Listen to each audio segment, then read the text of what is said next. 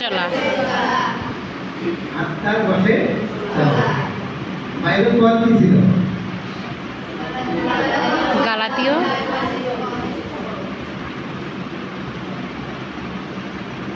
আমরা সেই পদকে একবার ধরবো।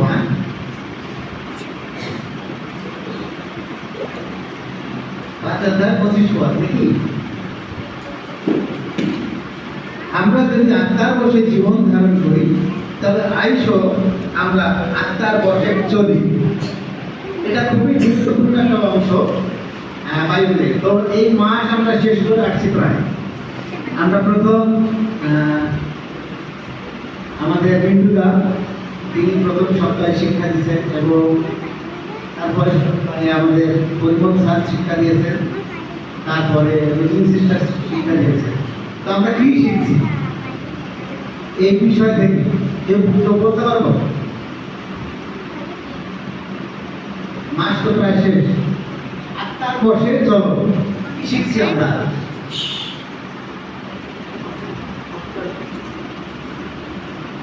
কিভাবে আমাদেরকে পরিচালনা করে, তো আমাদের ইচ্ছা নয় আমরা যেন আত্মার সাথে চলতে পারি। বসে চলা মানে কি? অন্য অধীনে চলা, অন্যদের অধীনে চলা, অন্যদের অধীনে চলা। তারপর পবিত্র আত্মার মধ্য দিয়ে চলা, আত্মার বসে চলা। এইটা খুবই গুরুত্বপূর্ণ বিষয়। আমরা আরো একটা বিষয় দেখি, বাইরে অনেক জায়গায় বলা আছে বা আমরা দেখি যে বাধ্যতায় জীবনযাপন করা, কিন্তু বাধ্যতা আর বসে থাকার মধ্যে একটা পার্থক্য আছে। বাধ্য আমরা কখন থাকতে পারি?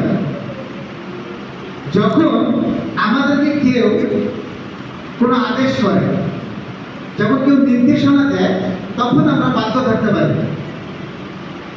কিন্তু যখন আদেশ থাকে না বা কেউ আমাদেরকে কিছু বলে না, তাহলে আমরা কিভাবে চলবো? এইটা হচ্ছে সব থেকে গুরুত্বপূর্ণ বিষয়, যে আমাদের প্রতি কোনো আদেশ নাই। বাইবেল আমাদেরকে বলে কি যে আমরা স্বাধীন, স্বাধীনতার জন্য আমরা প্রভু যীশু খ্রিস্টের আহত, এবং পৌল বলছে যে আমরা স্বাধীন, তাই না? স্বাধীনতার অর্থ কি? আমাদের কোনো নিয়ম শৃঙ্খলা নাই, কোনো দরদাজ্ঞা নাই, তাই না? আমাদের সাধু পৌল এই বিষয়গুলো খুব গুরুত্বপূর্ণ সহ দিয়েছেন। তিনি সবসময় শিক্ষা দিয়েছেন যেন আমরা আত্মার বসে চলি। আমরা ব্যক্তিগত জীবনে কি করি? অনেক বিষয় আছে, যেমন আমাদের পরিবারে ছিল, যেমন আমরা বলতে পারি কি যে হিন্দু ধর্মে আমাবস্যা পালন করে, তাই না? বাইবেলে আছে আমাবস্যা, সাধু পৌল বলছে আমরা যেন গণার্থক আমাবস্যা পালন না করি, তাই না? এসব অধিকতা, মাংসের বসে চলা। তো আরো বিষয় আছে, যেমন কেউ আছে দক্ষিণবঙ্গের দিকে এর প্রভাবটা বেশি, কারণ এই আমাবস্যা পূর্ণিমায় জোয়ার ভাটা অনেক বেশি হয় নদীতে। যাদের নদীর ধারে থাকে তারা হয়তো বা বুঝতে পারবে, কারণ আমি দক্ষিণবঙ্গে যখন ছিলাম ইচ্ছামতি নদীর দিয়ে, আমাবস্যা পূর্ণিমায় যে জোয়ার নদীতে আসে, এটা সব থেকে বেশি বড় হয়। কারণ কি? মনে হয় যে বাঁধ আছে, সেই বাঁধ ভেঙে যাবে, এরকম। এই প্রভাবগুলো সেই এলাকাগুলো বেশি পড়ে। তো এই যে এই বিষয়গুলো আমাদের জীবনে কাজ করে, ব্যক্তিগত জীবনে, যেটা আমরা প্রভুকে গ্রহণ করার পরেও এই বিষয়গুলো চলে আসে। যেমন গ্রহণ, মেনে চলা, গ্রহণের সময় কিছু না খাওয়া, এইরকম বিষয় আছে। এই বিষয়গুলো সাধু পৌল অনেকভাবে শিক্ষা দিয়েছেন। কেন? যেন আমরা আত্মার বসে জীবনযাপন করি। তো যখন এই যে সামাজিক জিনিসগুলা যখন আমরা পালন করি, যেমন তোমাদের এখানে অনেক ত্রিপুরা আছে, ত্রিপুরাদের মধ্যে এরকম কিছু জিনিস আছে, যেমন আমি জানি না তোমাদের মধ্যে আছে কিনা, যেমন এই যে কিছু বিষয় আছে যে পুরুষদের জন্য আলাদা কবরস্থান, মহিলাদের জন্য আলাদা কবরস্থান, এ ধরনের বিষয় আছে তোমাদের মধ্যে নাই। কিন্তু অনেক ইন্ডিয়ায় বা বিভিন্ন জায়গায় যে ত্রিপুরারা আছে, এরকম বিষয় আছে যে মহিলা মানুষের জন্য আলাদা কবরস্থান, পুরুষদের জন্য আলাদা কবরস্থান। অনুষ্ঠানের মধ্যে ভাগ আছে, যেমন বিবাহ, জন্মদিন, এই অনুষ্ঠানগুলো তারা আলাদাভাবে পালন করে। আবার শোকসভা, যেমন মৃত্যুবার্ষিকী, বিভিন্ন এই বিষয়গুলো ত্রিপুরাদের মধ্যে আলাদা আলাদাভাবে পালন করা হয়। এই যে সামাজিক জিনিসগুলো আমাদের ব্যক্তিগত জীবনে থেকেই যায়, আমাদের অজান্তেই থেকে যায়। আমরা প্রভুকে গ্রহণ করেছি, তারপরে আমাদের অজান্তে এই বিষয়গুলো থাকে। এইরকম একটা জিনিস যে আত্মার বশে চলো। তো আমি বললাম যে বাধ্যতা আর আত্মার বশে থাকা আর বাধ্যতা আলাদা জিনিস। আমরা দেখি যে আমি বলি যে স্বপ্নের নায়ক একজন আছে বাইবেলে, তার নাম কি? স্বপ্নের নায়ক যোসেফ, যে স্বপ্নের কথা শুনে সমস্ত কিছু বলে দিতে পারে। তার সময় কি নিয়ম কানুন ছিল? তার সময় কি দৌলত দেওয়া হয়েছে 5টা কিতাব, যে আদি যাত্রা, দ্বিতীয় গণনা, দ্বিতীয় বিবরণ, এটা কি ছিল? ছিল না। কিন্তু সে পবিত্রতায় জীবনযাপন করেছে। যখন পরিবারের স্ত্রী তাকে বিবাহ বহির্ভূত সম্পর্কে আহ্বান করলেন, তাকে যখন তার ঘরে ডাকলেন, সে কিন্তু সেখানে সম্মত হয়নি। সে রুম থেকে সে দক্ষিণে চলে গেছে। সে সময় তো তার এই যে নিয়ম কানুন ছিল না। তখন বলা হয়নি যে যদি বিবাহ বহির্ভূত সম্পর্ক কেউ জড়ায় যে তার পাপ হবে। এই যে নিয়ম, এই যে নির্দেশনা, এটা কিন্তু তখন ছিল না। নোহের সময় আমরা দেখি যে নোহ পবিত্রতায় জীবনযাপন করেছে। নোহ সেই সময় কোনো ধর্মীয় বই ছিল না, কিন্তু সে কি করেছে? পবিত্রতায় জীবনযাপন করেছে। কিভাবে? এইটাই হচ্ছে আত্মার বশে চলা। তোমার প্রতি কোনো নির্দেশ নাই। হ্যাঁ, এই পথটার মধ্যে 2টা অংশ আছে। প্রথম অংশটা কি? প্রথম অংশ হচ্ছে যে আমরা যদি আত্মার বশে জীবন ধারণ করি, আত্মার বশে জীবন ধারণ করা, তারপরে বলা আছে যে তাহলে আইসো আমরা আত্মার বশে চলি। তো আত্মার বশে জীবন ধারণ করা এক জিনিস, আর আত্মার বশে চলা হচ্ছে আরেক জিনিস। এটা কি রকম? এটা হচ্ছে ব্যাখ্যামূলক একটা বিষয়। আমরা তোমরা হোস্টেলে আছো, সবাই হোস্টেলে আছো, এইটা হচ্ছে মনে করো আত্মার বশে থাকা। আর এখানে কি তোমরা ইচ্ছা মতো যা কিছু করতে পারবা? এখানে হোস্টেলে থাকার অর্থ এই নয় যে যখন ইচ্ছা আমি তখন বাইরে চলে গেলাম, যখন ইচ্ছা তখন গান গাইতেছি, যখন ইচ্ছা তখন নাচতেছি, যখন ইচ্ছা তখন ঘুমাইতেছি। এরকম কিন্তু নয়। কিন্তু এখানে কিছু নিয়ম আছে, তাই না? এই নিয়মটা কি? এটা হচ্ছে আমরা যখন এখানে থাকি, এটা হচ্ছে আমরা স্বাভাবিকভাবে হোস্টেলে থাকি। কিন্তু হোস্টেলের নিয়ম কানুন মেনে চলাটা হচ্ছে আত্মার বশে চলা। হোস্টেলের বশে চলা মানে আমরা হোস্টেলের সমস্ত নিয়ম কানুন মেনে আমরা চলি। এখন তুমি বলতে পারো যে আমি তো বাড়িতে 8টার সময় ঘুম থেকে উঠি, এখানে কি উঠতে পারবা? পারবা না। কেন পারবা না? তুমি এখানে হোস্টেলে আছো, এখানে 8টার সময় ওঠা যাবে না। তো ঠিক তেমনি আমরা অতীত জীবনে আমরা যা করে আসছি, খ্রিস্টীয় জীবনে আমরা তা করতে পারি না। অতীত জীবনে আমরা অন্যকে আঘাত করে কথা বলেছি, কিন্তু খ্রিস্টীয় প্রভু যীশু খ্রিস্টকে গ্রহণ করার পরে আমরা অন্যকে কষ্ট দিতে পারি না। কেন পারি না? কারণ আমি প্রভুকে গ্রহণ করছি, আমি আর্থিকভাবে জীবনযাপন করতে চাই, আমি আমার দ্বারা যেন কারো কোনো ক্ষতি না হয়, কেউ যেন আমার দ্বারা কোনো কষ্ট না পায়। এটা হচ্ছে আত্মার বশে থাকা। খ্রিস্টীয় জীবনযাপন করা হচ্ছে এক জিনিস। অনেকে আছে যে প্রভু যীশু খ্রিস্টকে গ্রহণ করছে, ঠিক আছে, আবার সে মন্দিরে যায়, আবার সে তার জীবনে কোনো পরিবর্তন নাই, সে স্বাভাবিকভাবে জীবনযাপন করতেছে, সব কিছু পালন করতেছে। তার মানে কি? সে খ্রিস্টকে গ্রহণ করছে, কিন্তু সে আত্মার বশে জীবনযাপন করতেছে, আত্মার বশে চলতেছে না। এইটা হচ্ছে গুরুত্বপূর্ণ বিষয়। তো আমরা এমনকি বুঝতে পারছি যে আত্মার বশে থাকার অর্থ কি? বুঝতে পারছি যে আত্মার বশে থাকা মানে খ্রিস্টকে গ্রহণ করা এক জিনিস, আর আত্মার বশে থাকা হচ্ছে আরেক জিনিস। এটা খুবই গুরুত্বপূর্ণ বিষয় যে আমরা আত্মার বশে চলব। কারণ প্রভু যীশু খ্রিস্ট শিক্ষা দিয়েছেন, আমরা প্রভু যীশু খ্রিস্টের মাঝেও এই জিনিসগুলো আমরা দেখছি। তিনি বারবার বলেছেন যে যদি কেউ আমাকে হে প্রভু বলে, তারা সকলেই যে স্বর্গে যাবে এমন নয়। কেন বলেছে এই কথা? যে শেষ পর্যন্ত স্থির থাকবে সেই পরিত্রাণ পাবে। যিশু এই কথা বলেছে অনেকবার,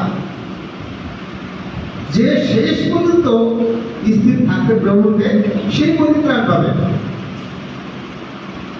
তো শেষ কোথায়? শেষ কোথায়? এই পৃথিবীর শেষ পর্যন্ত না। আমাদের জীবন সীমিত সময়ের জন্য, আমাদের জীবনের একটা শেষ আছে, তাই না? তো এই শেষ পর্যন্ত যতক্ষণ আমরা এই আত্মার বশে জীবনযাপন করবো না, ততক্ষণ আমরা পরিত্রাণ পাবো না। এটা হচ্ছে সব থেকে গুরুত্বপূর্ণ জিনিস। আমরা আরো বিষয় দেখবো, সেই বিষয় 5 অধ্যায়। আমি সংক্ষেপে কিছু বিষয় করবো। বিষয় 5 অধ্যায় আমি 3 পদ থেকে পড়বো। কিন্তু ব্যবসা বাণিজ্যে ও সর্বপ্রকার অশুদ্ধতা বা লোভের নামও যেন তোমাদের মধ্যে না হয়, যেমন পবিত্র গণের উপযুক্ত আর কুৎসিত ব্যবহার এবং প্রলাপ বা শ্রেষ্ঠত্ব, এই সকল অনুচিত ব্যবহার যেন না হয়, বরং যেন ধন্যবাদ দেওয়া হয়। কেননা তোমরা নিশ্চয় জানিতেছ বেশ্যাকারী কি অশুদ্ধাচারী কি লোভী সে তো প্রতিমা পূজক কেবল খ্রিস্টের ও ঈশ্বরের রাজ্যের অধিকার পায় না। অনর্থক বাক্য দ্বারা কেউ যেন তোমাদিগকে না ভুলায়, কেননা এই সকল দোষ প্রযুক্ত বাধ্যতা সন্তানগণের উপরে ঈশ্বরের ক্রোধ বর্তে। অতএব তাহাদের সহভাগী হইল না, কারণ তোমরা এক সময় অন্ধকারে ছিলে, কিন্তু এখন প্রভুদের দীপ্তি হইয়াছ। দীপ্তির সন্তানদের ন্যায় চলো, কেননা সর্বপ্রকার মঙ্গল ভাবে ধার্মিকতা ও সত্যে দীপ্তির ফল হয়। প্রভুর প্রীতিজনক কি তাহা পরীক্ষা করো, আর অন্ধকারের ফলহীন কর্ম সকলের সহভাগী হইও না, বরং সেগুলোর দোষ দেখাইয়া দাও। কেননা উহারা গোপনে যে সকল কর্ম করে তাহা উচ্চারণ করাও লজ্জার বিষয়, কিন্তু দোষ দেখাইয়া দেওয়া হইলে সকলেই দীপ্তির দ্বারা প্রকাশ হইয়া পড়ে। বস্তুত যাহা প্রকাশ হইয়া পড়ে তাহা সকলই দীপ্তিময়।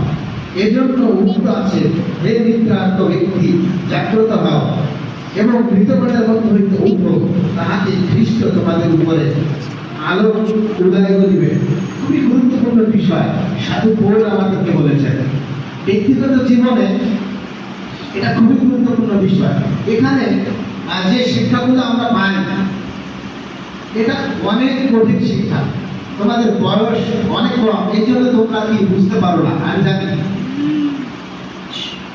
এখানে যারা শিক্ষা দেয়, এখানে যে টিচাররা যে স্যাররা শিক্ষা দেয়, তারা অনেক ভালোভাবে শিক্ষা দেয়, কিন্তু তোমরা বুঝতে পারবে না। যেমন বাংলাদেশের অবস্থা এখন, তাই না? ডক্টর ইউনূসকে মানুষ চেনে না, প্রধান উপদেষ্টা। বাংলাদেশের সরকার এখন কে? নাম কি? ডক্টর ইউনূস, প্রধান উপদেষ্টা। সে কোনো মঞ্চে একটা লেকচার দেওয়ার জন্য তার প্রাইস কত জানো? সে কত টাকা তাকে সম্মানী দিতে হয়? $70,000। সে যদি কোনো একটা অনুষ্ঠানে গিয়ে পার্টিসিপেট করে, সেখানে একটা লেকচার দেবে, তার $70,000 তাকে সম্মানী দিতে হয়। সে এত বড় মাপের একজন মানুষ, কিন্তু বাংলাদেশের মানুষ তাকে মূল্যায়ন করতেছে না। অনেকেই তাকে বলতেছে রক্তচোষা, সুদখোর, ঘুষখোর, নানান কথা বলতেছে, কিন্তু পরিবেশে তার যে এত বড় সম্মান তারা মূল্যায়ন করে না। আজকে তোমাদের অবস্থা তাই। এখানে যারা শিক্ষা দেয় তারা যে এত ভালো শিক্ষা দেয়, কিন্তু তোমরা বুঝতে পারো না। এটা তোমাদের দুর্বলতা। এক সময় দেখবা বা এই সুযোগগুলো থাকবে না এক সময়। এই জন্য আমি মনে করি যে তোমরা যত সময় আছো গ্রহণ করো, শেখো, এটা ব্যক্তিগত জীবনে কাজে লাগাবো। আমি আমার ব্যক্তিগত জীবনে তোমাদের মধ্যে সুযোগ পাই, যদি পাইতাম হয়তো আরো অনেক কিছু শিখতে পারতাম, অনেক উপরে যেতে পারতাম। এটা কি আমার জন্য আফসোস করার বিষয় যে আমি আর তোমাদের বয়সে ফিরে যেতে পারবো না, তাই না? এই জন্য একজন বলেছিল যে আমার জীবনকে পরিবর্তন করার জন্য অনেক সময় পাবো, কিন্তু আমার ফেলে সময়কে পাওয়ার জন্য আর কোনো জীবন পাবো না। আমার ব্যক্তিগত জীবনকে, সামনে আমার জীবন আছে, আমি অনেক সময় পাবো পরিবর্তন করার জন্য, কিন্তু আমি যে সময়টাকে ফেলে এসেছি এইটাকে পাওয়ার জন্য আর কোনো জীবন পাবো না, আর কোনো জীবন পাবো না। তো এই জন্য তোমরা যে সময়টা পাচ্ছ এইটাকে কাজে লাগাও, কাজে লাগাতে হবে। যদি তোমরা কাজে লাগাতে না পারো তাহলে টোটালি লস। আমরা আত্মার পাশে জীবনযাপন করতে পারি না। এইটা আমাদেরকে চিন্তা করতে হবে যে শুধু বাক্য দেখে দেখে ধরে ধরে ধরে ধরে আমরা প্রভু যীশু খ্রিস্ট প্রার্থনা করছেন। তিনি কি সারা রাত ধরে প্রার্থনা করছেন? বাইবেল আমরা দেখি না? তিনি কি করতেন? যখন তিনি প্রার্থনা করছেন আমরা কিছু বিষয় জানতে পারি বাইবেল থেকে। যখন তিনি গেতসেমানি বাগানে প্রার্থনা করছিলেন, তিনি বলছিলেন যে প্রভু, যদি এই দুঃখের পেয়ালা সরানো সম্ভব হয় তাহলে তুমি এটা সরিয়ে দাও, তথাপি আমার ইচ্ছা মতো নয়, তোমার ইচ্ছা মতো হোক। হচ্ছে ধ্যান। আমরা প্রভুকে বলতে পারি, আমাদের ইচ্ছা জানাতে পারি, কিন্তু তার ইচ্ছা মতো, তার ইচ্ছা মতো। এক সময় আমরা কি করি নিজের জীবনে? অনেক বিষয় আছে, ছোট ছোট ছোট ছোট অনেক বিষয় আছে। যেমন আমরা চিন্তা করি আমার বাবা মাকে ভালো রাখবো, আমাদের এই অভাব সেই অভাব, এই কষ্টে আছে সেই কষ্টে আছে, এই বিষয়গুলো বলি না আমরা? ঈশ্বর কি জানেন না? জানেন কি না? অবশ্যই জানেন। এইটা কি সবসময় বলতে হয়? সবসময় বলতে হয়? হ্যাঁ, অবশ্যই আমরা প্রার্থনা করবো, অবশ্যই প্রার্থনা করবো, কিন্তু সবসময় নয়। আমরা বলার থেকে শোনার চেষ্টা করবো বেশি, আমরা বলার থেকে শোনার চেষ্টা করবো বেশি, কারণ এটা আমাদের শোনার সময় প্রভু আমাদেরকে কি বলে এইটা আমাদেরকে শুনতে হবে, এইটা আমাদেরকে শুনতে হবে। এটা হচ্ছে আত্মিকভাবে জীবনযাপন করা, এটা হচ্ছে আত্মার বশে চলা। যেন বাধ্যতায় আমাদেরকে বলা হয়নি, আমাদেরকে কেউ বলবে, আমাদেরকে কেউ নির্দেশনা দেবে না, আমাদেরকে কেউ বলবে না যে তুমি এই কাজটা করো, তুমি নৈতিকভাবে জীবনযাপন করো, কিন্তু তথাপি আমরা আমাদের নৈতিকভাবে জীবনযাপন করব।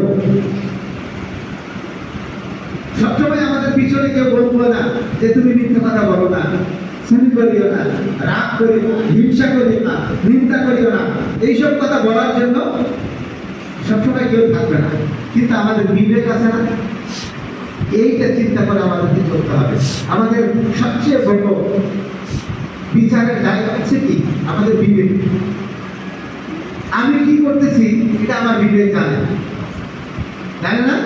আমরা অনেক সময় আছি যে আমাদের হয়তো বা স্যার ম্যাডাম বা লিডার সিস্টার বা পরিমল স্যার বা মিত্র অঙ্কে যদি না থাকে আমরা অনেক সময় দুষ্টমি করতে পারি, তাই না? যে এই সময় তো কেউ নাই, অনেকে দুষ্টমি করো না কেন? চিন্তা করো যে এখন তো কেউ নাই,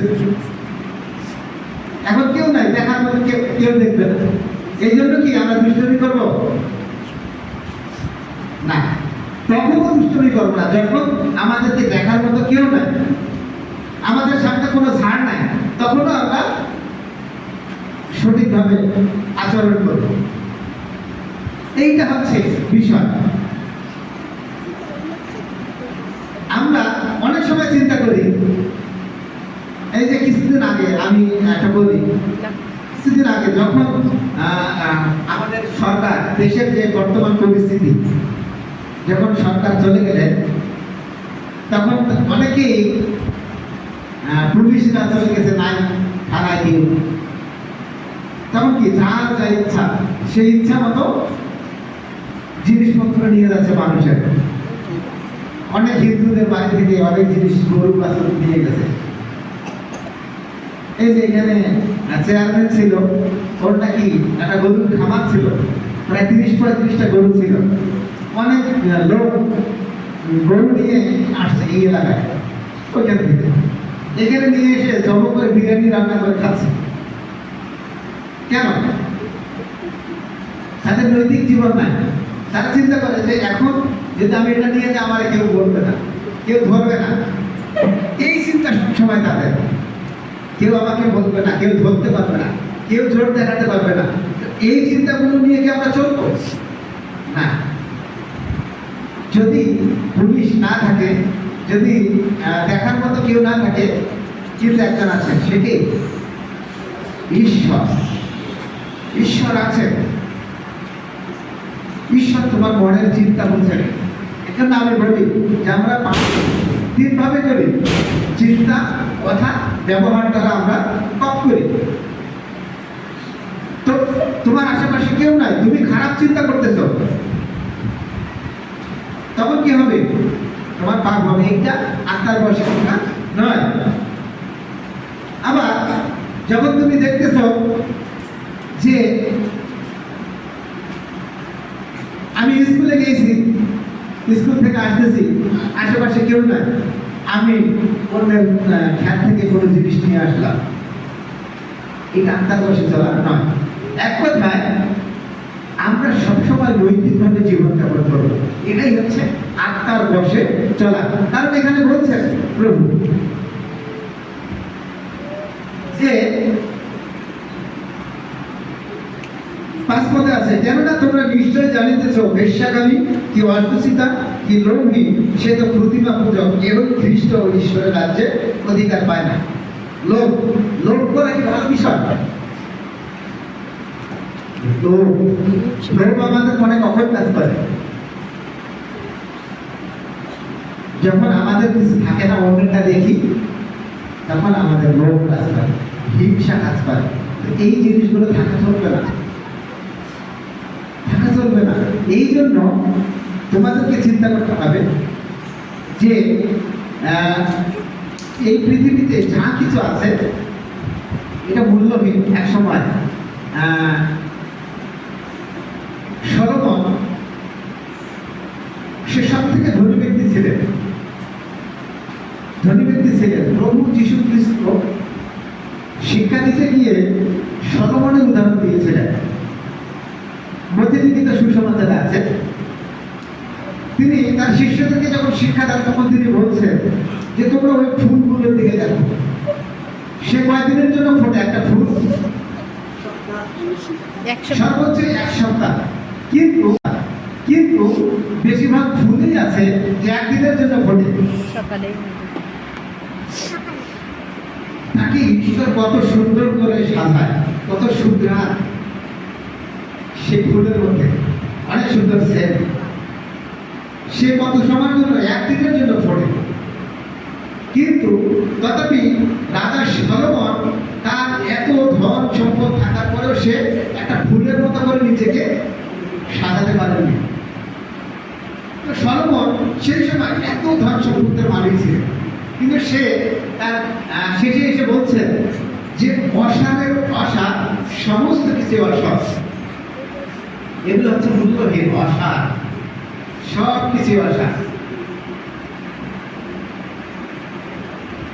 আমরা আগুনের কথা দেখছি এক সময়, আমি বলছিলাম সেই দিন মৃত্যুরাও বলছে আগুনের কথা।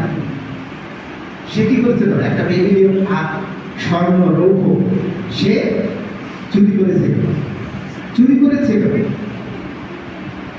যখন সেই জিরিহ শহর ধ্বংস করা হয়, তখন সেই স্বর্ণগুলো চুরি করেছিল, নিয়েছিল, যেগুলো নেওয়া নিষেধ ছিল। বর্তমান সময় আমাদের যে গণভবন লুটপাট হয়ে গেল, হ্যাঁ, এগুলো নেওয়া কি ঠিক ছিল? কেউ বড় বড় হুজুর আছেন যারা হাঁস মুরগি নিয়ে যাচ্ছেন, হ্যাঁ, কেউ ক্যাটা বালিশ নিয়ে যাচ্ছেন, পুকুরের মাছ নিয়ে যাচ্ছেন।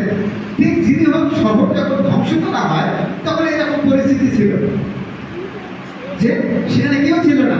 কিন্তু ঈশ্বর বলেছে তোমরা তাদের কোনো কিছুই দিবা না, একটা সুতাও না, কিচ্ছু দিবা না।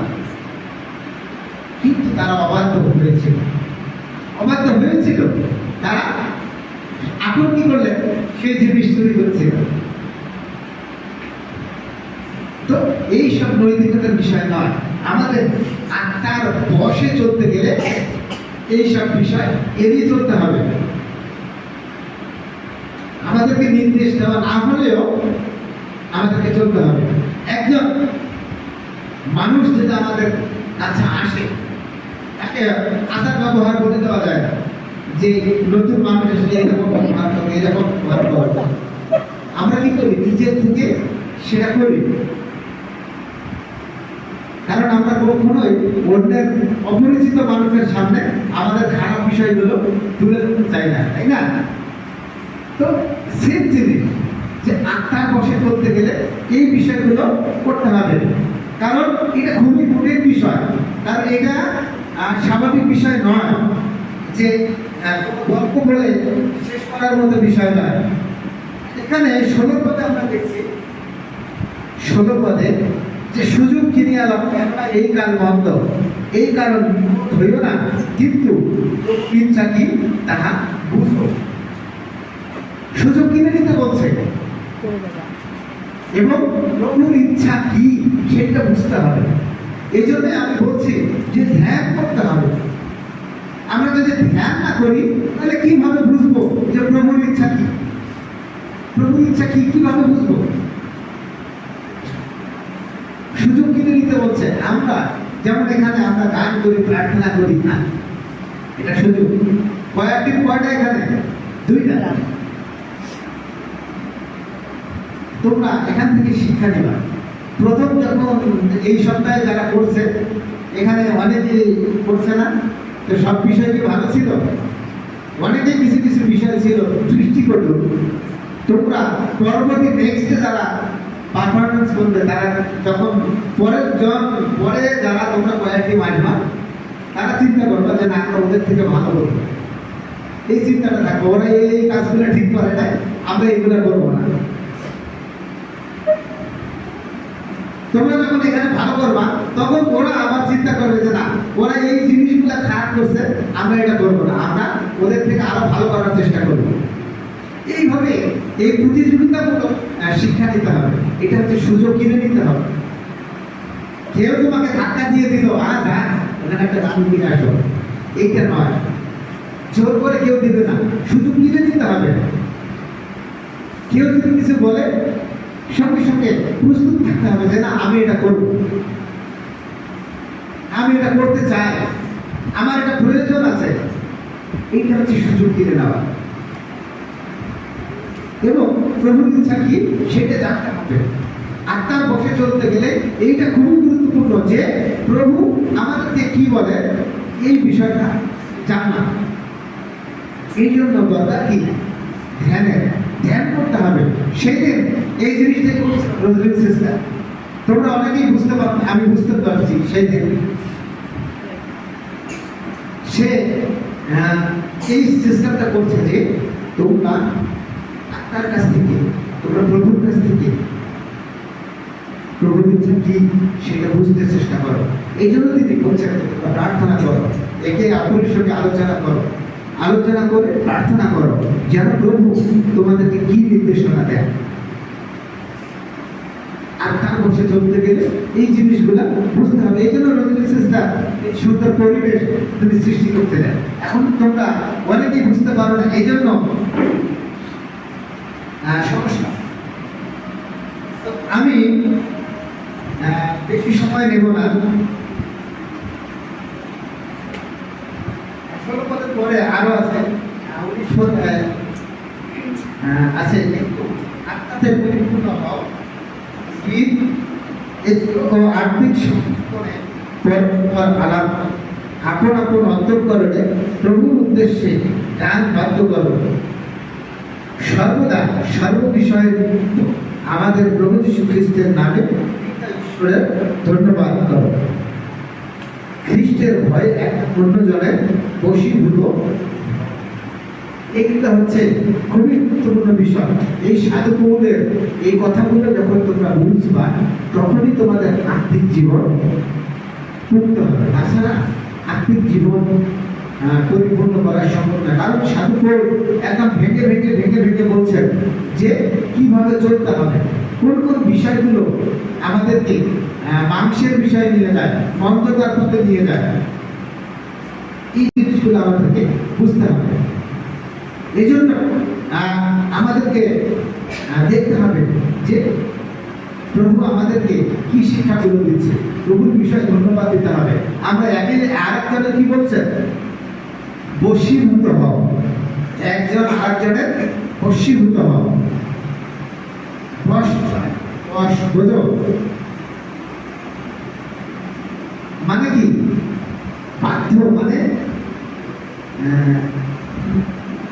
ভোলার মতো নয়, এমন একটা বিষয় যে বশীভূত হওয়া মানে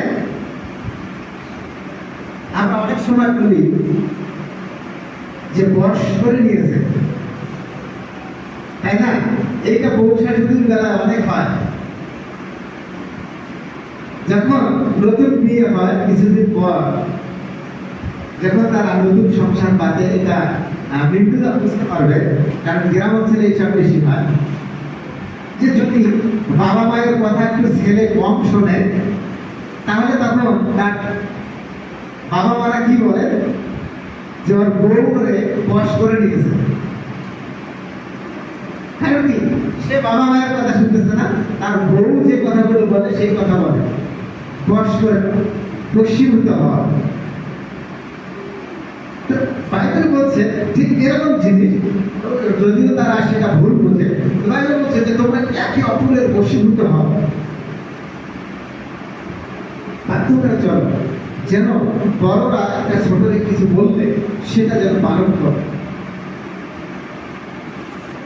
এইটা হচ্ছে বশীভূত হওয়া। ঠিক সেইভাবে যেভাবে আমরা আত্মার বশীভূত হব, ঠিক সে একইভাবে যে তোমরা বশীভূত হও। আমাদের ব্যক্তিগত জীবনে অনেক অভিজ্ঞতা আছে, অনেক সুন্দর সুন্দর মানুষ আছে, তাই না? একটা গান আছে যে সুন্দর সুন্দর চেহারার মধ্যে অসুন্দর এক মন, সুন্দর চেহারার আড়ালে অসুন্দর এক মন থাকে। সে মনে নিন্দা থাকে, হিংসা থাকে, লোভ থাকে, অহংকার থাকে, রাগ থাকে, ঘৃণা থাকে। এরকম যেন আমরা না হই। যদি এরকম হয় তাহলে কি হবে? আমরা আত্মার বসে চলতে পারবো না। আমাদের চেহারা সুন্দর, ঈশ্বর আমাদেরকে সুন্দর আকৃতি দিয়ে তার নিজ প্রতিমূর্তিতে সৃষ্টি করেছে, কিন্তু আমাদের হৃদয় এইটাকে পবিত্র করে রাখার দায়িত্বটা আমাদের নিজের। এখন তুমি চিন্তা করবা, এটা তুমি চিন্তা করবা যে তোমার হৃদয়ে রাগ রাখবা নাকি ভালোবাসা রাখবা। হিংসা রাখবা নাকি অনুগ্রহ রাখবা? এইটা তুমি চিন্তা করো। সুন্দর মুখের আড়ালে যেন আমাদের অসুন্দর মন না থাকে, এইটা হচ্ছে আমাদের শিক্ষা। যদি এই সুন্দর চেহারা দিয়ে কোনো লাভ হবে না, যদি আমাদের অসুন্দর মন থাকে। যদি তোমার সুন্দর মন থাকে তাহলে তোমার অতীত জীবনে যাই কিছু করো না কেন তুমি মুক্তি পেয়ে যাবে।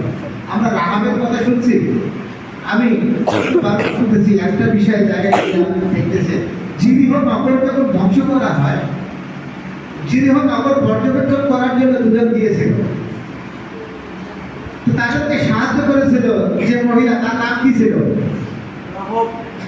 রাহব। তার আচরণ কি ছিল? তার কাজ কি ছিল? সে একটা ব্যভিচারিণী স্ত্রী লোক ছিল। ব্যভিচারিণী স্ত্রী লোক। অতীত জীবনে সে যত নোংরা কাজ, খারাপ কাজ সে করে আসছে। কিন্তু সে যখন বুঝতে পারছে যে না, এইটা সৃষ্টিকর্তার মধ্য দিয়ে হচ্ছে, এই নগর ধ্বংস হয়ে যাবে, এখন যারা আমার দিকে আসছে তারা প্রবুদ্ধ, তখন তিনি কি করছেন? এই দুর্নীতি কি করছেন? সে ধনিয়ার গাছ আছে না, ধনিয়ার গাছ ছিল, এখানে ধনে পাতা চাষ করে, তো সেটা খুব ছোট ছোট, তাই না? তো এইটা যখন বীজের জন্য রেখে দেওয়া হয় তখন প্রায় এত বড় হয়ে যায়। এত বড় হলে ওইখানে বীজ হয়।